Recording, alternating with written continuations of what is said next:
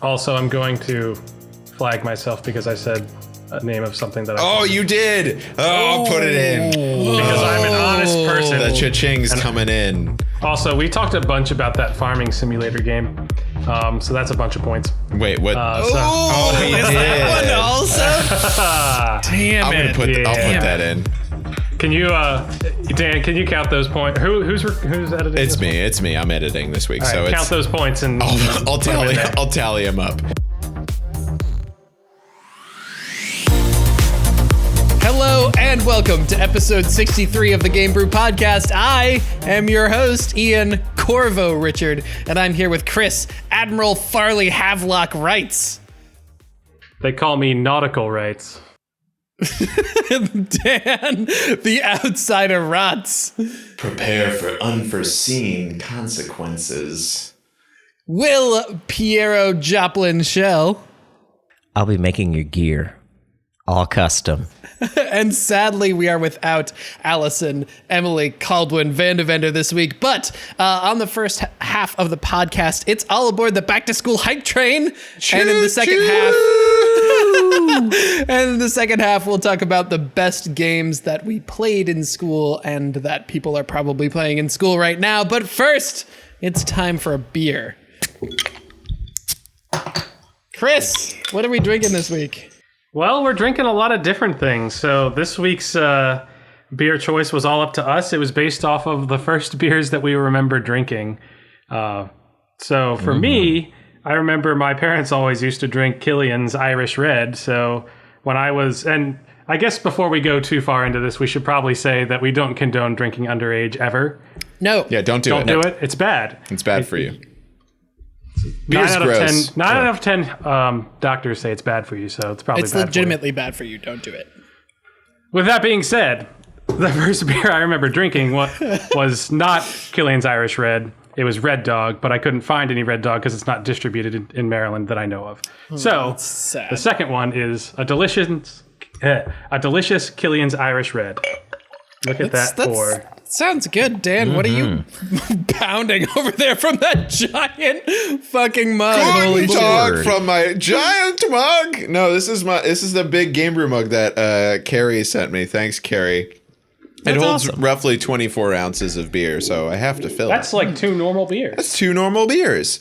But I'm drinking Yuengling because I live in Pennsylvania. And bless you, Dan. Nice. Bless you. You know, it's just one of those things where growing up in the house, there was always Yuengling around. So if, one went missing and no one really noticed, That's sort of a similar story with my Corona here. Corona with a little lime in it was a favorite of the family, along with the Yuengling, which I'm so depressed I can't get on the West Coast. Yeah. The Bevmo didn't have it. None of the stores had it. It is like a big regional beer somehow. Yeah, when you go west of the Mississippi, it's hard to find Yuengling. It's just like, it's funny to me that like some of the microbreweries or the smaller breweries on the East Coast distribute more widely, even though Yuengling probably sells way more beers, but they're not cool enough to be over here. Well, I think it's probably like a regional taste thing, like how Natty Bo's only sold pretty much in Baltimore and like the region, or like Yuengling's probably like East Coast down to a certain point. And My first one was also involved the word red, Chris. It was Killian's, though. So my first beer is what's this? What you're drinking at the moment. Yeah. Delicious. Actually had, I remember I had a bunch of questions where we had a bunch of people over, like my parents used to host events and I was, a kid and I had a bunch of questions about like beer because I remember like, this smells really, really funny. Like, why do people like this? And my parents, were actually super intelligent with this. They didn't want me to be like, ridiculous youth. They don't want me to be one of those youths, The Utes. Yep. So Dad was like, come here. And he poured some into like a little medicine, like little plasticky thing. He's like, try this and you'll see that adults are stupid. So I tried it and it was the worst thing I'd ever tasted in my life. Yep. And I did not touch beer or alcohol, period, until I was 21 years old. Wow. Yeah. Wow. Me too. Yeah, same. Well, that's the exact same story. So it's funny it how that worked out. Oh, amazing. No, I mean, yeah, my parents did a similar thing where they just had me try some, and I was like, ugh, gross, give me soda. I love soda. Well, yeah, when you're a kid, you're like, where's the Mountain Dew? It's an acquired taste. It's good. I really am appreciating this Corona with lime, though, in this weather. It's hot. It's hot, and this is refreshing, and I feel refreshed. Speaking of environmental hazards, Dan, what have you been up to this week? So I've been playing. Well, if you tuned into the stream that we did on Friday, I played some Hatchful Boyfriend and drank a bottle and a half of wine. That was really And a fun, half? by the That was way. fun. Yeah. If you didn't catch that the next time, which we are definitely going to do another one of these, you need to be there. And it's date night I'm with Dan super and sad I Allison. missed it. Yeah, it It's was a lot of pigeon fun. dating, right? Yeah, it's like a pigeon pigeon dating. dating sim or something. Yeah.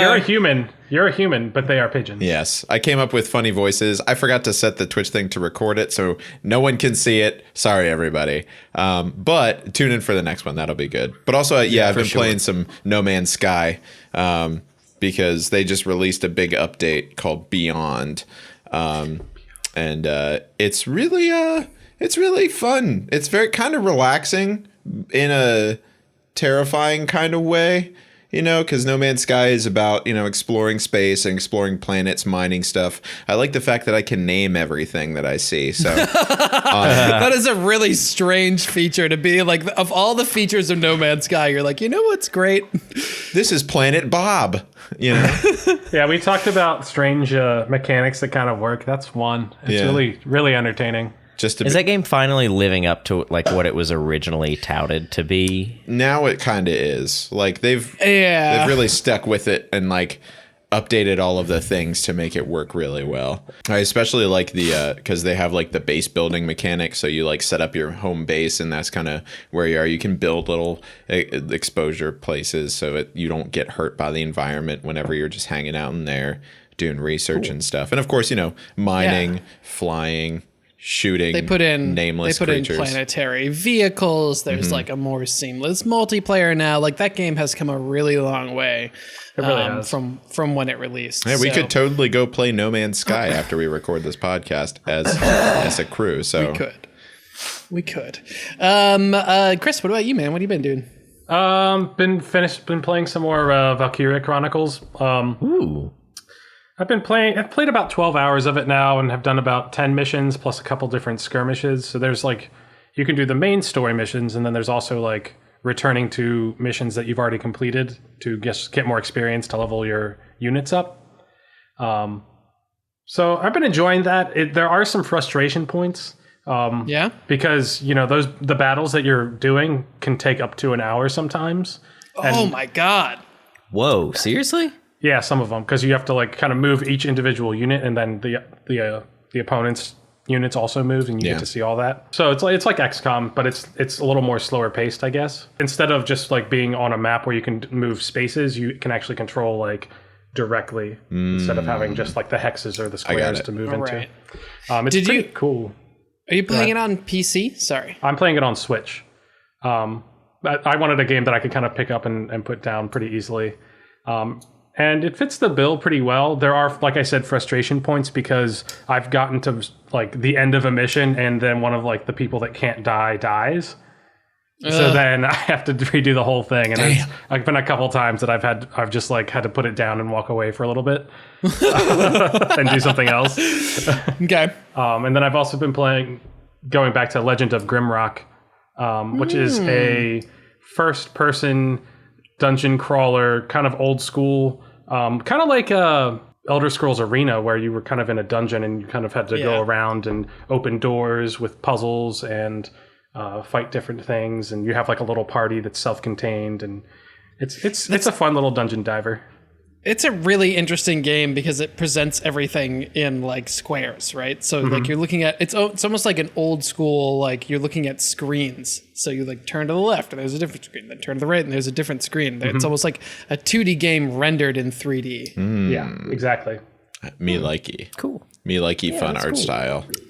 Yeah, it's cool. I remember I played through it a little bit too and just kind of got the story didn't really hook me, and there wasn't a lot of really a character story. development. Yeah, so I kind of put it down. But it's like if you just kind of want a challenging dungeon diver, it's pretty fun. I've been playing a lot of Prey lately.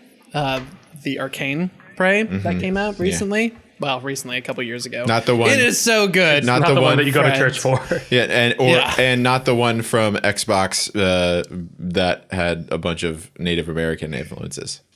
Right. Is this the one where you eat before and you love after? Yeah, it's that one. Okay, that's this one. Okay, cool. Okay, yes, good. It's step 2 of that. No, so this whole game takes place on a space station out by the moon, and it is really like the items in the game are incredibly designed, and they're some of my favorite items in games. And it's Arcane, so it's the same studio that did the Dishonored games, which really kind of shows up in a way, and I think the second BioShock as well. So it is really fabulous, and I love it. It's a little bit buggy, and occasionally the quest structure doesn't always lend itself to it doesn't always feel very rewarding, because you complete something and it's like, oh, well, this opens up this other thing, but it was a huge pain in the ass. You don't get any like physical reward. So that can be a little bit funny. And I wish there were more different kinds of aliens. They're all just sort of like tentacly. I found that game to be incredibly challenging. That is not a normal first-person shooter learning curve. Yeah. Well, me and Ian Ian and I, were just talking about that earlier, how it's like with games where there's so many different options as to how you can do things. So you don't always have to go about it the same way like regular first-person shooters are like straightforward. It's like shoot guys. Yeah. Just go shoot I don't guys. know who I am. I don't know why I'm here. Shoot but all I know is I must kill. But this is more like, it was like, oh, you could sneak around this thing. You could go this way. You could use environment to kill them. You could find guns and use those to kill them. That kind of stuff. Yeah. I liked it. It was refreshing. I invested a lot in being able to pick up heavy stuff and like telekinesis. So I'm just like chucking explodey things at monsters after I lock them down or stun them somehow, which has been fairly effective. It's a good tactic. Yeah. Will, what about you, bud? I'm still working on Divinity Original Sin. I'm still very much in the beginning area with it, because I refuse. That's a game, I've started it several times, so I know what I'm doing, but I've never finished it. And that's a game where I refuse to look up anything for help. So if I get stuck, it's a matter of I'll go around like the whole town and talk to every damn person. Have you talked to the cow in the first area? Actually, I do remember speaking to the cow. I haven't done it this round through. One of the things I'm noticing, and maybe you guys can help with this, it's either, or our audience could help with it. When I bought it on Steam, I got like Divinity Original Sin, and then at some point, I don't know if I bought it or if they just gave it to you, I have the Enhanced Edition, and I swear that the Enhanced Edition has extra like gameplay tips, and explains systems a little bit better, because I feel like I understand more of what's going on because the game is explaining more this time through. Maybe it's just that I've played it a few times and I like get what they're saying more in their directions, but I swear the Enhanced Edition has enhanced like hand holding. Did you learn how to read in between whenever you started and then now? I finally finished that Hooked on Phonics thing my parents got me. Did it work for you? From years ago. And it did work for me. You have to finish it. So, that's probably what I got it when I was 7, 25 years later, it works, but you have to finish it before it works. Yeah, that's a game that I would like to get back into as well. The fans are asking if you've started Stardew Valley yet. Now, around this time, the fellas forgot they weren't supposed to talk about Stardew Valley, and so began them owing lots of money to the Games We Don't Talk About fund. Yeah, I've started it. I finished it. It was great. The turnip crop. He's wearing sunglasses. We know turned he's out lying. Wonderful. The turnips were wonderful. Will, tell us more. The dew. Well, I found out that like the reason it has its title, and like the point of the game is you farm and you have to have the best crops, and like when you get your spaceship and you can go get the dew from the stars and water the plants with that dew as opposed to regular morning dew, you get base vegetables and you save humanity. I just want you to know what the game was about. It was all about the do that we're waiting. You made friends with along the way. Yeah. It's not about the do you left with. It's the do you made. It's the do. Never mind. No, I haven't started it. I really should. Maybe that would be a good game to pick up on my Switch because I could pick it up and put it down, right? Yes. Yeah, you could do like a day or two and then go to sleep. Mm-hmm. Yeah. Yep. Or you know what? You could do one day every day. You could. One day. And then you could make How a long blog. does a day take? Like Ian's blog that he made 5, for it. 10 minutes. Oh, that's it? Yes. Yeah.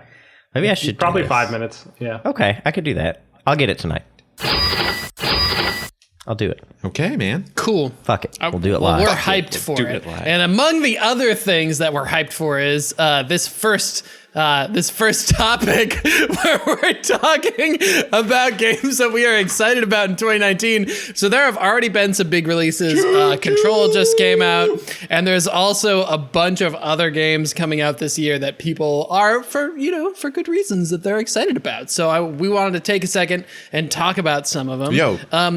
Yeah. Can we talk about Control for a second? I've been like watching a lot of gameplay from this, and It looks great. It looks great. It's by Remedy, and Remedy's just, they know what they're doing. Quantum What is Quantum Leap? Quantum Leap? No, not Quantum Leap. okay. Quantum Break. Quantum Break. Quantum Leap is the show where the guy goes back in time. Ziggy. Also would recommend. However. But like that, they did the Alan Wake games. So they know their way around like a weird storytelling thing, but just like the fact that the game is all about like control. It's about like using environment and things to kill like your enemies, and the thing called the Hiss, which are the bad guys in it. But they just do it so well, and it's getting insane reviews. Like people, I think like a bunch of people give it like 86s. I'll look up the Metacritic stuff for it in a minute, but Yeah, it looks like it's super solid, and the setting is really neat where it's this sort of like impossibly large building. Like from the outside it looks a certain side, but then the inside it's like super huge for no particular reading. Right. Which is like one of these really cool kind of like horror sci-fi tropes. What is it, like House of Leaves? Is that a thing? yes, That's a It's a book. novel. yeah, that's a novel. Yeah, With a great similar one. concept. So, I am looking forward to it going on sale so I can buy it and play it for less. No specific reviews on that one yet, but also Borderlands 3 is coming out in like a week and a half. A week. Yeah. I'm, it's 2 weeks. September 13th. 2 weeks, I'm right. so excited. I Yeah. got a text. I have been watching some gameplay and some of the character reveals for this, and I gotta say, I'm a little worried. Why are you worried? What's making you worried? So here's the thing. Borderlands 1, the reason that Borderlands 1 was cool was that it was kind of like the first time anyone had really pulled off Diablo, but with guns in first person. And so it had this kind of like novelty to it. Borderlands 2 was really good because it made that a little bit better and then introduced just like this incredibly ridiculous villain and like set of characters that really worked and jived together. Okay? So we have like something new in Borderlands 1 and then something new with something great pasted on in Borderlands 2.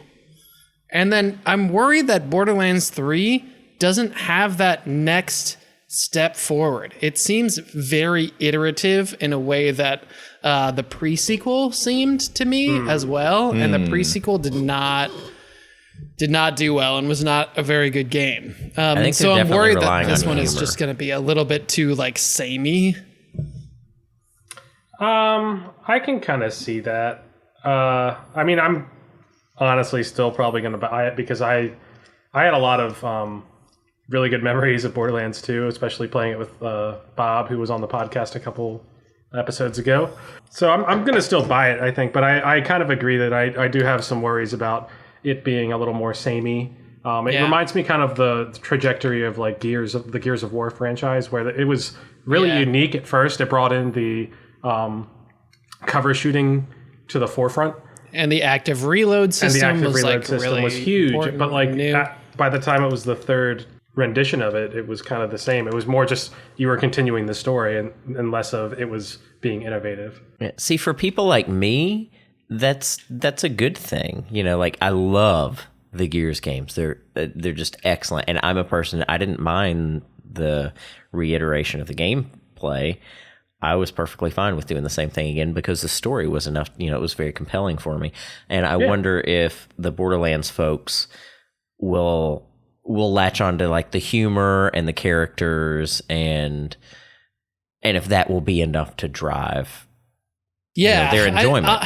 Like honestly, the humor is another concern for me because the first game was just like kind of funny because it came out of nowhere. The second game was funny because of that like brand new, because of the what's his name, Handsome Jack, right? Well, I think the thing that made too funny was not just Handsome Jack, was the fact that they leaned in to the ridiculousness of the world. Yeah. They turned it up to 11. Yeah.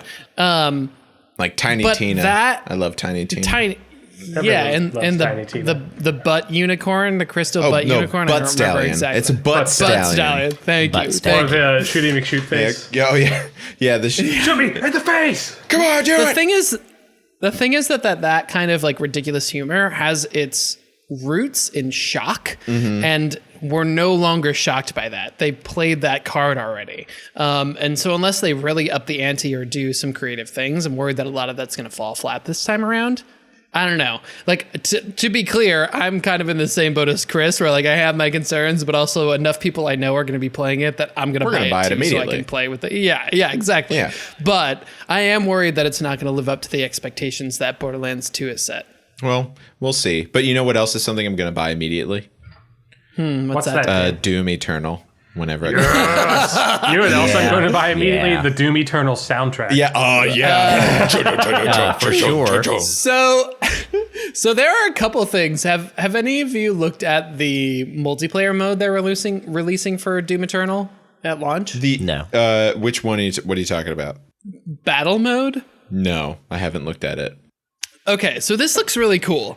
It's kind of gimmicky, so it's probably not the kind of thing that's going to have really long legs, but I'm interested. So the concept is that it's 2 versus 1, 2 demons versus 1 space marine, and the 2 demons have to kind of like strategize and work as a team and summon more demons and use their demon powers to kill the space marine. Is it a space marine or a Doom guy?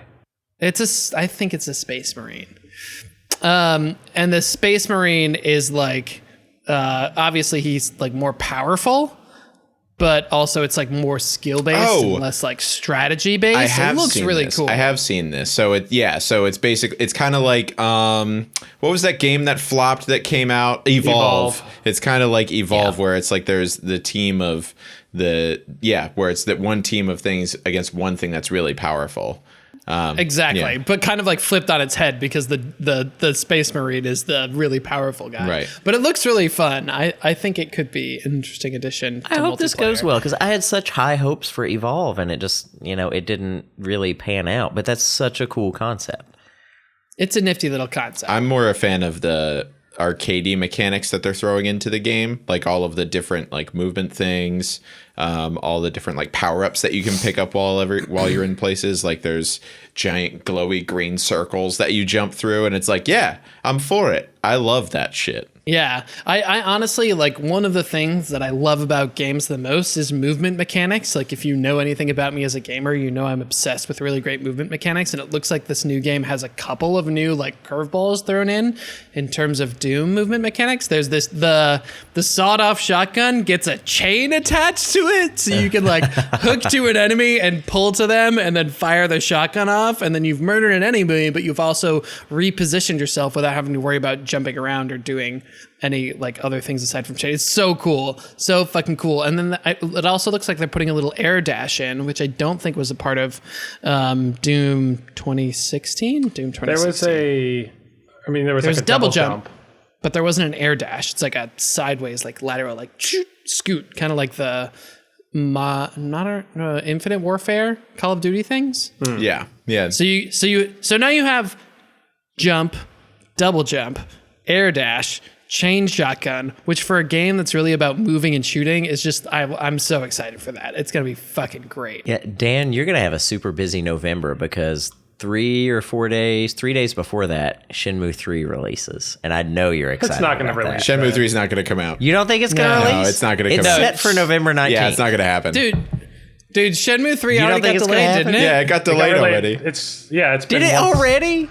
They Yeah. still have it listed as the 19th. I told you that is my prediction for this year is that Shenmue 3 is not going to come out because it keeps getting delayed just over and over again.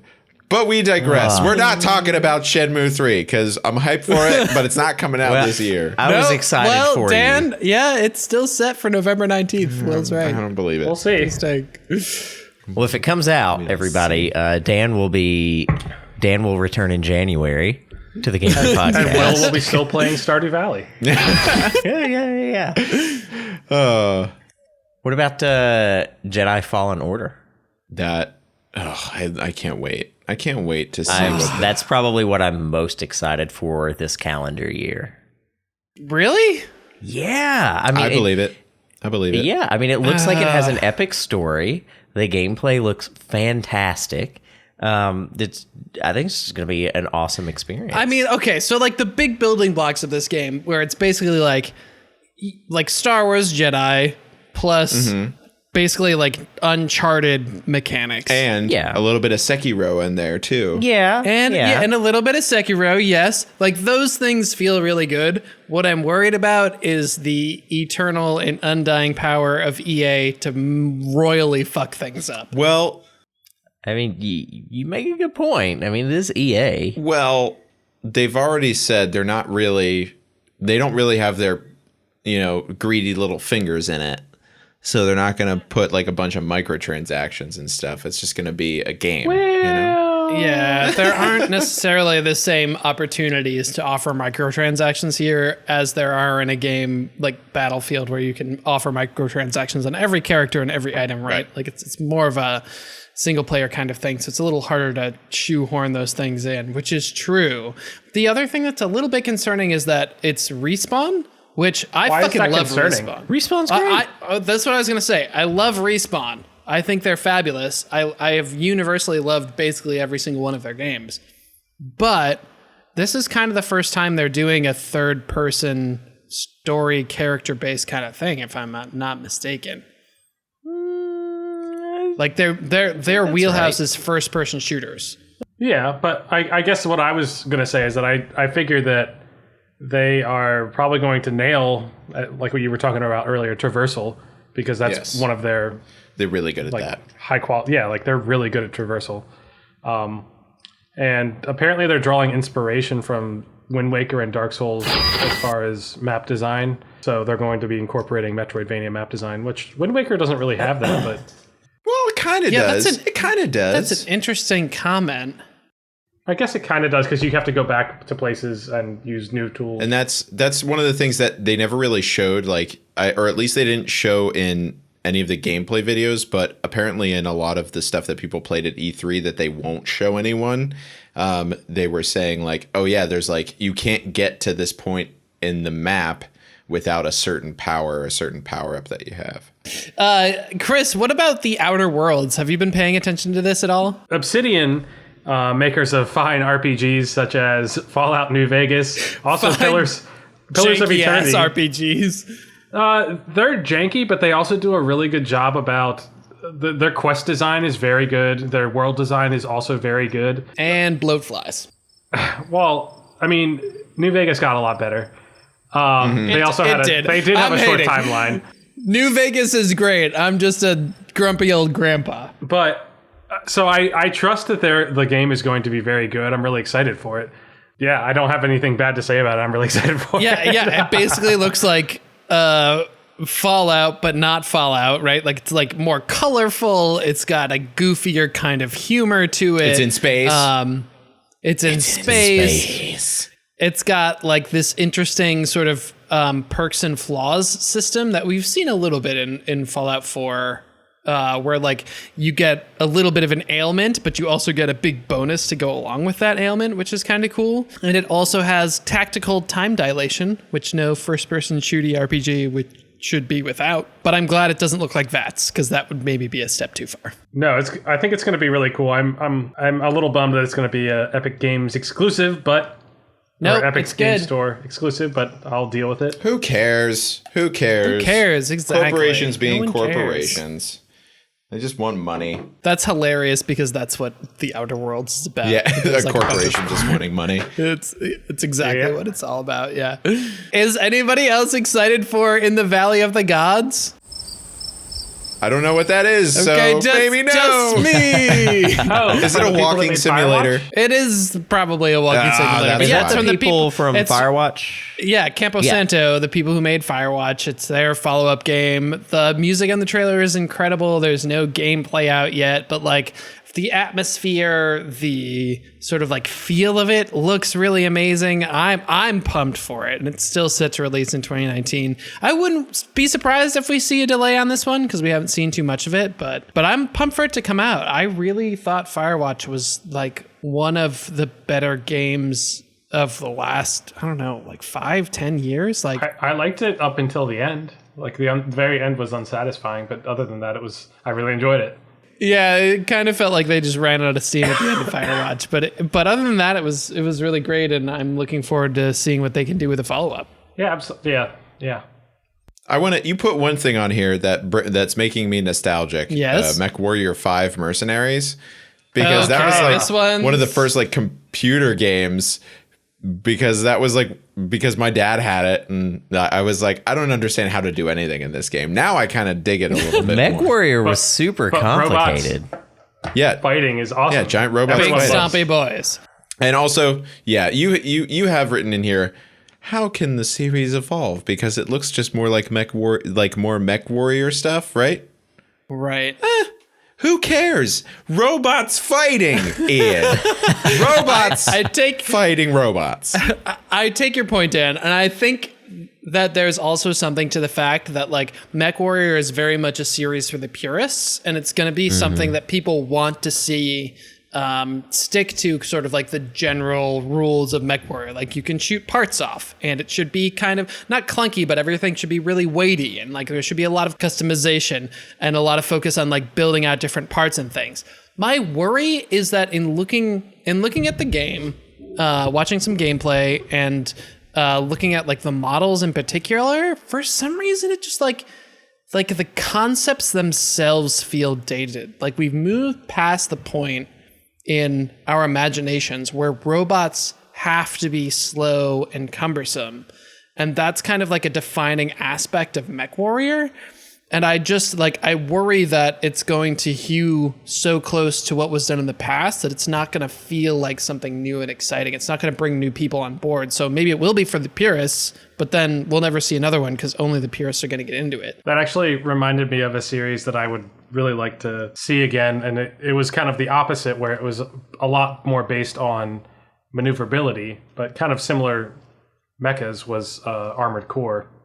Which apparently I just learned was made by From Software. Didn't know that. That's fun. Oh. Wow, that's interesting.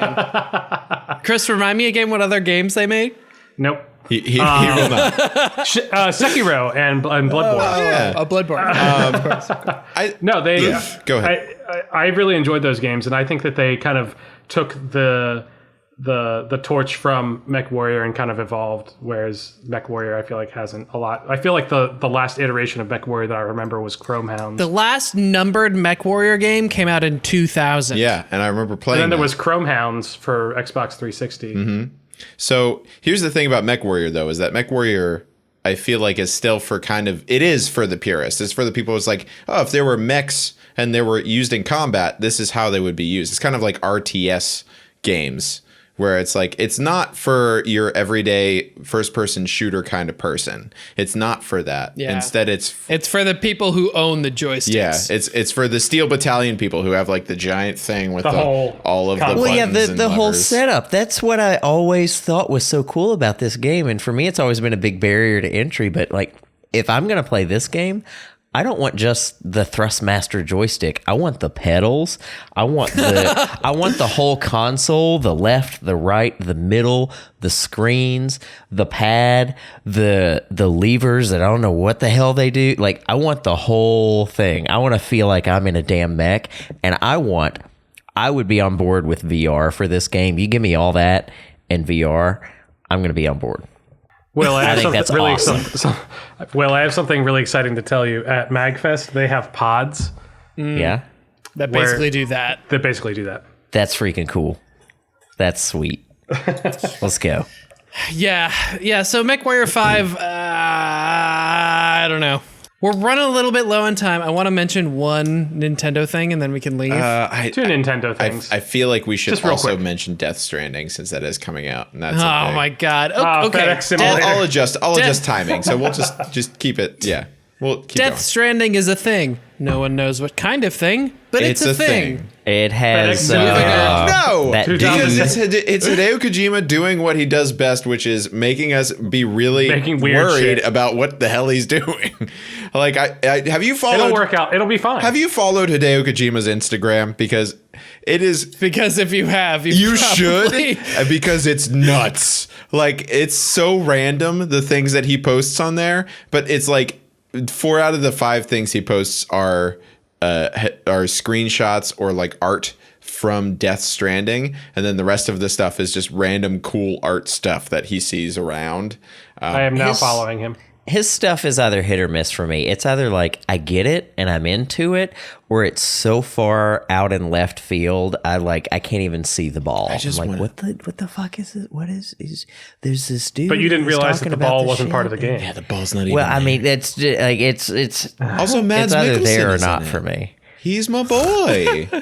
I do love some Mads. Mads is it? Yeah, he's like the leader of like this weird death-centric kill squad that's in it. I don't know. There's so many things we don't know, but we've been hinted at. I'm so excited to play this game. It looks cool. It does look cool. I'm interested. I don't even know. Like the things that we've seen, I don't like. Who knows if they even relate to anything that's like gameplay? You know, like artistically, it's interesting, sure, but if it doesn't amount to a game, then is Death Stranding the one that's got Norman Reedus? Yes. Yeah. Okay, that's what I thought. Starring Norman Reedus, delivering a baby. From which may or may not be him. Who knows? Whoa! Delivering himself. Like that's what I'm talking about, though. It seems like this big that's some Kojima shit right there. Exactly. It seems like all this like mazy thought, which amounts to basically gobbledygook. On another note, Link's Awakening looks dope. Looks really like excited. It's gonna be fucking great. That was the first game I ever played on Game Boy. That was awesome. Cool. That was like my first game that I ever owned. It's gonna be the last game you ever play on Switch.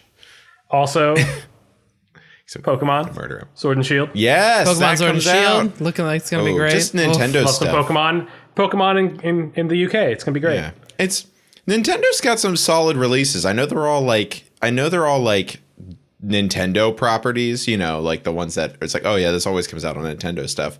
But it's still like.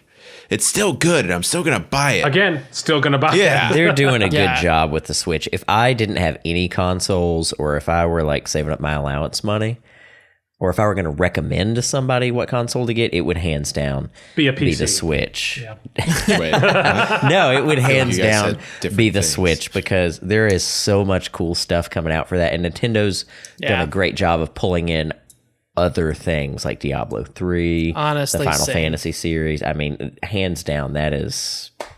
I'm hyped about what they're going to continue to do. All right, well, that is going to be it for the first half of the show. When we come back, we're going to talk about games that we played in school, or games that we should be playing in school or should have played in school. So stick with us. We'll be right back.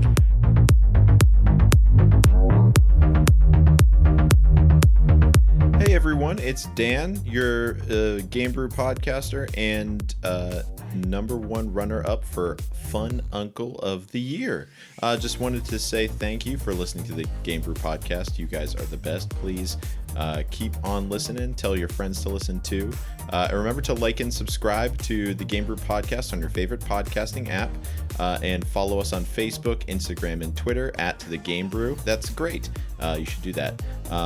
Also, if you want to come hang out with us, chat with us, see a bunch of fun memes, you can do that at our Discord. It's bit.ly/discobrew. You can also submit us topics there that you want us to talk about on the podcast. That's a lot of fun. You can also go to bit.ly/GameBrew and sign up for a Humble Monthly. Get some awesome games every month. It's a lot of fun.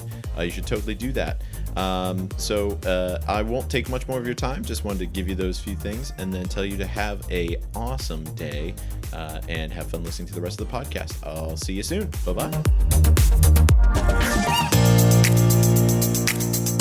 Hello and welcome back to the second half of the GameBrew podcast, episode 63. We're checking in with our these are the legacy beers, like we call them, the beers of our elders, the beers of our forefathers.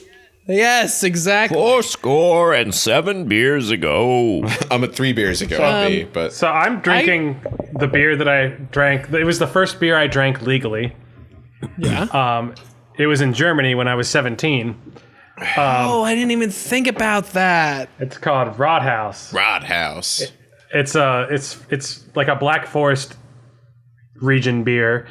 We had it in Freiburg when I visited there for a high school trip, and it's delicious. I also went on a high school trip to Germany and also had beer there, and now I feel really dumb for having thought Yuengling was the first beer. Wait. You were on a high school trip, Yeah. and on the high school trip, you were allowed to have beer. Allowed to is a strong word. Okay, gotcha. Discouraged So- from drinking. It was something that when there was a parents meeting beforehand, and one of the concerned parents was like, "Now, to be clear, there's no drinking on this trip." My band director was like, "Yes, that is correct," but it was also another thing where he just didn't care, and it was fine. The thing about Germany is that they don't. Like, as long as you're 16 or 17. As long as you or can like, say the word beer, you're good. They're like, Yeah, if you can see over the bar. Yeah, because it's like, it's no one gives a shit. It's not like America where alcohol is like this big deal. Yeah, they where learned you to can- drink before they learned to drive. You whereas can we literally learned to get- drive before we learned to drink. Yeah. But anyway, are we enjoying the beers of our elders? For sure. I'm on number 4 of Yuengling. This stuff is like water for Pennsylvanians. I'm on number 3 of my little Coronitas. Oh, they're still little boys. So just little baby Don't dolls. try to fancy that up. Don't you try to fancy that word up. They just make me really happy. They're so tiny. Oh, yeah, GameBrew mugs. GameBrew mugs all day. It also Look how reinforces with me. Look how festive that bottle is. He's so festive. That is a very festive bottle. How do you say that again? Rathaus. Rothaus. It's like Dan Rotz's house. Yeah. Rot's house. Yeah, Rot's house. But Rothaus Rothaus. beer. Actually, we called it the Rot's Castle is what it is referred to as. The Rotz family estate. It's the original beer from Germany's Black Forest. Also, Black Forest ham. Ooh, I like that Black Forest. Also delicious. It also reminds Black me of Forest German toast chocolate, Carrot Ham cake? trees, man. Yep, there you go. German chocolate cake. Not made in Oh, Germany. I love but German chocolate still cake, delicious. dude. Oh, Man, God. these people in the dark forest really had some time on their hands to make some delicious foods. Also, It was pretty dark in Wine. the forest, so what else are you going to do? Yeah. Grow mushrooms, I guess. You make ham. You know, You don't make ham, you raise ham. you go ham. you raise ham. You go ham. Can we say that on the podcast? You can't say it to your dude. students, Go but ham? you can say it on the You podcast. can't say it to. I don't think we can say Speaking it of on the students, podcast. Ian, do you want to start the next section? So we were just shitting around the other day, talking about different things, and it occurred to us that there's like these whole class of games that we played. Get it? Class of games that we played while we were in school. I hate you so much. And some of them were these old like TI 80. Is it TI 80? I think it's TI. I had a TI-83 TI-83 plus. You mean same Yeah, here. sure. Okay. Plus, fancy. But the TI 80 series of calculators, the graphing calculators, had games that literally like one person would get somehow. They were like old Their older school brother viruses. would get them somehow. And then you would just pass them from one calculator to another with the special cable. And like this was just how it was done. And it was like some really like actually good games. There was Snake and stuff, but what was the spacey shooter guy Phoenix. on there? Phoenix. Yes. It was a legitimately good game. It was awesome. A super weird platform. Yeah, like it was like a like a Galaga style shooter, but then you could upgrade your weapons, and by the end, like you were just shooting missiles and shit everywhere that you didn't even have to move, and you would just win the level because you just had so much shit going. It was so cool. It was so much fun. That was interesting. I was a big fan of the Tetris one. It wasn't really Tetris. I forget, it had a different name, but it was basically Tetris, but you could play it on your TI-84 calendar. Calculator? Yeah. Play it on your calendar. How many of these beers? There were also some like weird like RPGs, like what? I think it was called Pimp Quest. Oh, Pimp Quest at school? You were playing Pimp Quest? That was on the computer. That was on the computer that you would play Pimp Quest. I could have sworn there was one for the TI-83 Plus. It was Drug Wars. It was like the original Drug Wars stuff was on calculators. And it was basically just like a text-based thing where you could like do different things and get more money to get a gun, so that when you fought things with a gun, those were hardcore. I would have been happy. I was happy with just like Zork. Yeah. Like it was fun. Yeah, so Zork is a thing, but also like Drug Wars, it was one of the OG TI calculator games. And it was cool because it was like edgy because drugs.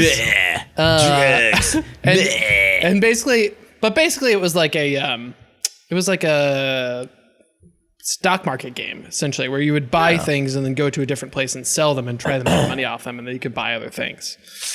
So really, it was kind of about math. It was math. So it was educational. Education. Exactly what it was. And that's what it's about. Educating the youth of America. The Utes. And I want to say that there were more Drug Wars games later on. I'm sure there were. I think they came out with a whole bunch more later for like your phone and like the computer stuff, like Facebook games. Whenever Facebook became a thing, I think that was one of the games that they brought to Facebook. Yeah, it was like an internet game for a while. I just want to know who figured out like that you could do that.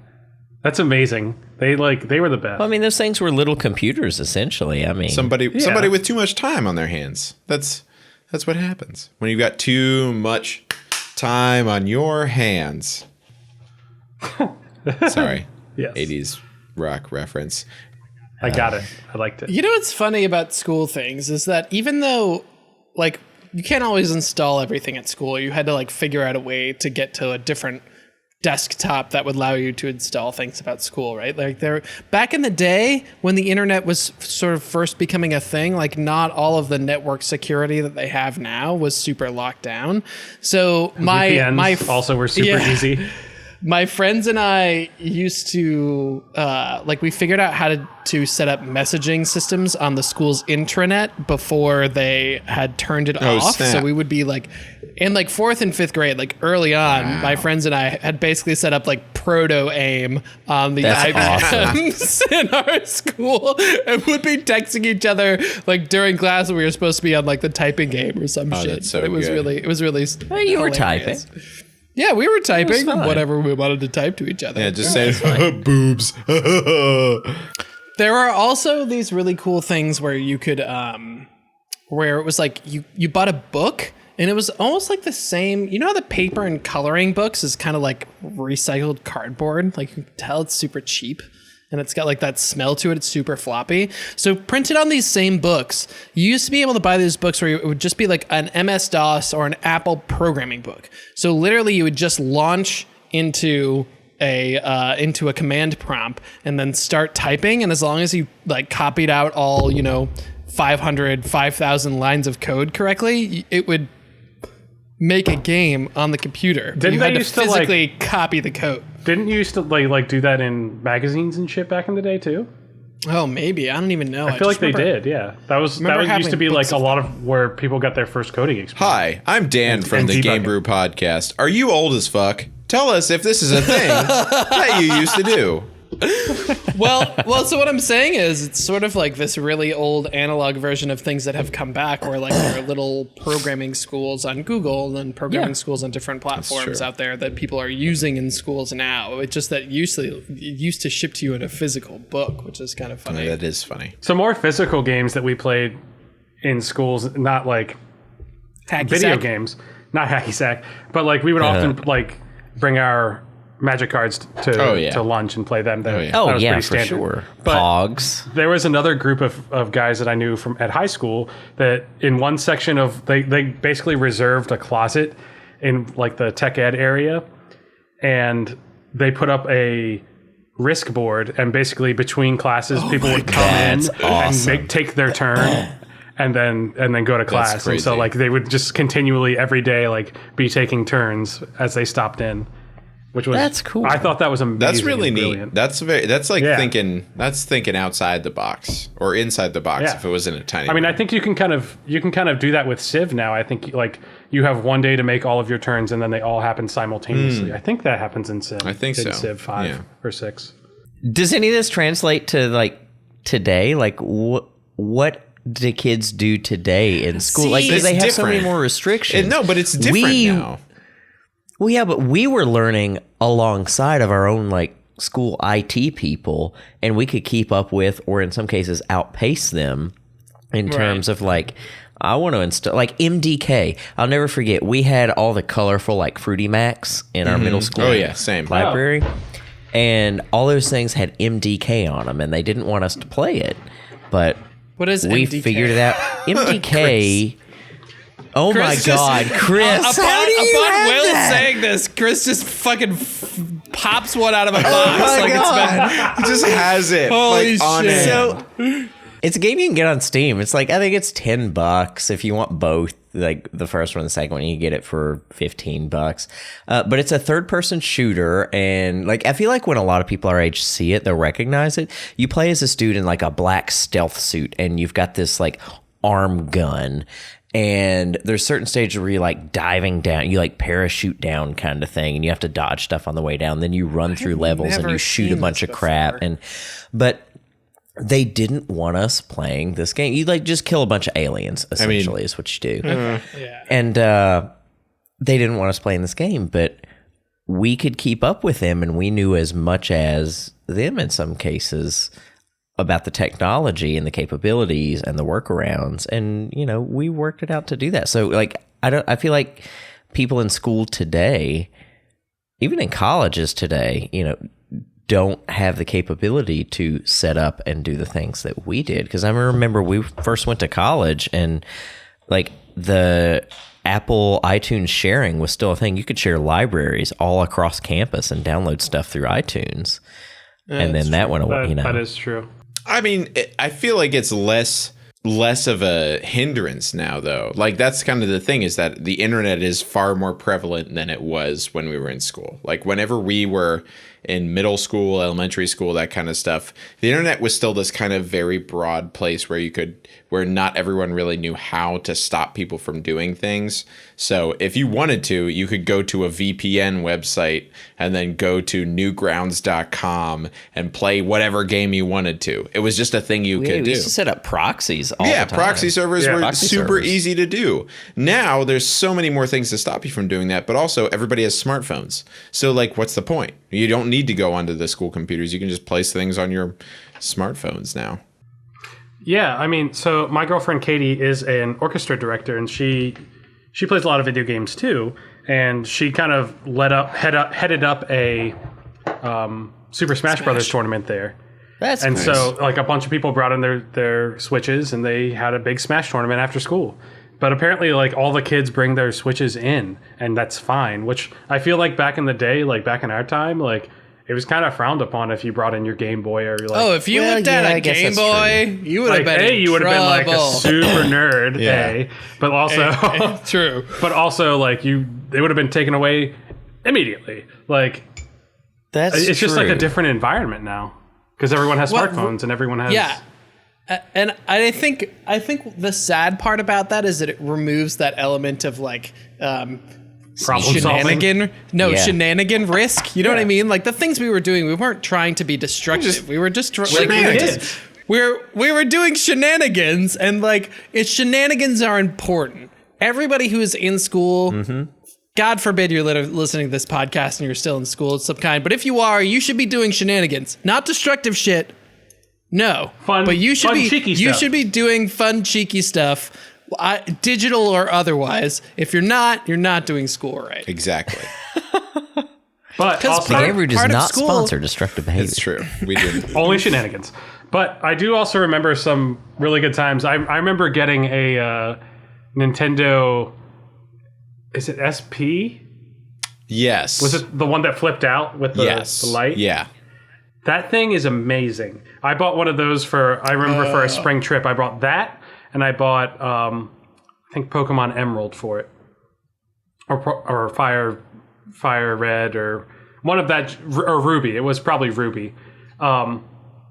I bought that for a spring trip, and that was like one of the best things I ever did. Like I love my Game Boy Advance SP still. It was just a really nice little form factor for a console because you could literally just shove it in your pocket. Yep. I'd like to bring it around to some sort of games that were positively engaged in school, because I remember I remember a few, because there were the ones where it's like, I spelled boobs on my calculator 58008. But no, it says hello. Not hello. But come on, teacher. I remember though there were a bunch of games that are synonymous with middle school and high school to me, like the Logical Journey, Zoom Beanies. Anyone play that aside from me? No. Nope. Don't know what you're talking about. I played Zoom Beanies. I remember going over to a friend's place and playing Zoom Beanies was great. If you don't know what Zoom Beanies is a game where you created a bunch of little blue dudes who had different feet, different noses, different eyes, and different hair for like each one you had. And then you had to solve puzzles based on like the different types. It's like, oh, only these ones with this type of feet can go through this path, but only this one. I get it. Dan, I've got some exciting news It's segregation training. Exactly. What's your exciting news, Chris?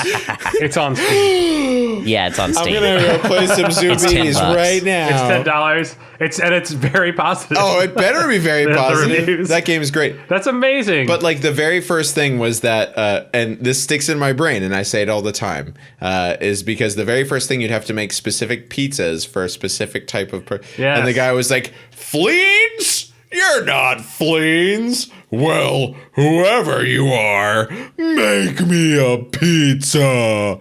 And then you'd have to make him whatever sort of pizza he wanted, but you had to guess, like, it was kind of like he only told you like one thing, and then you had to make a pizza, and then he wouldn't like specific parts of it, so you'd have to figure out which specific part he didn't like, and so on. That's interesting. I appreciate that there was a logic game out there, because I never really played a logic game. I played a lot of Math Blasters, and I played a lot of Odell Lake and Odell Down Under, what was the other? Oregon Trail. Oregon Trail. In elementary school, we had the actual full-on floppy disk. Oregon Trail is still good. Oh, it's always good. It is. I don't like that element of just like naming people after people in your life and then putting them at existential risk is just so compelling. And then one of my favorite things still, I know we've talked about this before, but like I remember doing one wheel turn, and a friend of mine had dysentery immediately. Immediately. Like they just straight up. And I was like, and this was in college, and I was like, are you fucking kidding me? Stop drinking the poop water, man. We poop in that. Ian, did you know Math Blasters is still around today? I didn't. They're making Yeah, new Math it's Blasters? still around today. Yeah, they've they've updated. It's slightly more modern graphics. I don't know how long ago. Is there still an Amazon Trail? I don't know if there's I forgot about Amazon. Amazon Trail was awesome. But I've never heard of But it. I hold on. I kind of want to go back to. I want to go back to the Math Blasters. What is it? Still like a 2D sort of left right? You shoot all the math stuff. Wait, well, no, but that's the great thing about Math Blasters is that it was never just one thing. It was always like, there's this thing where you're like, have to like jump through the things that add up correctly. And then you go to like spaceship level where you have to like blow up the things. And there's trash zapper. Like there were so many different kinds of activities in Math Blasters. That's why it was cool. That's true. It was like many games with. Does it still maintain that kind of stuff, or is it what is it now? I don't know. I just know that it's out there. You can go to mathblaster.com and it's like it's still there. You have to create an account and whatnot. I'm not going to do that. Never mind. To play it. So it's not like it's not on like Nintendo anymore like it once was, but there's an app for it. It's on the I gotcha. Oh shit, it is. There's a Nintendo DS Boom! version. Oh my DS, god. that's old AF. Well, they could afford the technology. It's still Math Blasters. Did we talk about the most anticipated educational game of 2019? We should go find it. I'm sure if we look up the most anticipated. There were also. I know. Actually, I don't want to bring that up. I don't want to talk about it. Good, because we didn't want to hear about it. No, I want to hear it. I do want to hear it, actually. I don't even know if this belonged in the podcast. In fact, I would suggest it doesn't. But there were some first-person shooters that came out that were like Civil War shooters, and they were supposed to be "quote-unquote" historical to a certain extent. We never played those in school. They wouldn't let us do that kind of stuff. I never played them at all. But I mean, we talked previously about the History Channel Civil War shooter, which was terrible. Yeah, it was bad. Just awful. Will, didn't you play like Quake or something at school? Like set up a bunch of computers and play? I think you did that as a hotel job or something like that. No, we did that when we worked. We used to, before the internet gaming thing was really capable like it is today. We all worked at a hotel and convention center, and we used to have big LAN parties. That's one of the perks of the job is we got free food and we could all weekend do that. But no, we have a career and technical center that did a networking class, and the class was so hard. I don't know if the teacher just like didn't really care or just took it easy on us, whatever. We'd do our work for like half the class, and the other half we installed Quake and Halo on those things. What? And we would just play games for the second half of class, and that's just kind of like what we did. I do remember, I was never in the programming class in high school, but I remember them, like all the programming kids talking about how they did that, and I was like, damn, I want to do that, but I didn't, because band stuff. So when I was in high school, I did go to a video game developing camp that was at like the Penn State campus that was near me, which was kind of interesting because we learned like the basics of Flash game development, that kind of stuff. Oh, that's awesome. But also we got to like, it was kind of like nerd heaven because you'd spend 8 hours in front of a computer making video games, but then you'd also spend like your lunch breaks and like rest breaks just playing more video games. So we played like Bloody Roar, and I got really good at Dance Dance Revolution during that. Dan's Revolution. Right. I don't know. I haven't played it recently, but I think I've seen that the arrows are in different places, so I wouldn't be good at it. Yeah, it's no longer just up, down, left, Instead, right. it's like diagonals. That's that bullshit. Crap. You have a center button That's now. bullshit. All right, well, I think that is going to do it for us. Is that? Oh, yep. That's the bell for class rigging, so we got to peace out. Join us next time for episode 64. I don't know what we're going to talk about yet, but it's going to be awesome. I'm a little drunk. Yo, you guys want to go smoke some doobies out by the basketball court or something? 2 Coronas that you drank? 3, thank you, and they're Coronitas. Coronitas. ¿Cómo está la Coronita? You guys, I gotta go. I got detention. Oh, man. I'm late for detention. What'd you do? I'm not really sure. Like, I was just like walking down the hall. I looked at my principal, and he just like stopped me. He said, "Don't mess with the bully, young man. You get the horns." Man. And then he told me to show up to detention. So here I am. All right. Well, I hope that there's not a quirky redhead in the group of Saturday detention people that you're in with. But then again, maybe there will be. All right, say goodnight, everybody. Good night, everybody. Good night, everybody.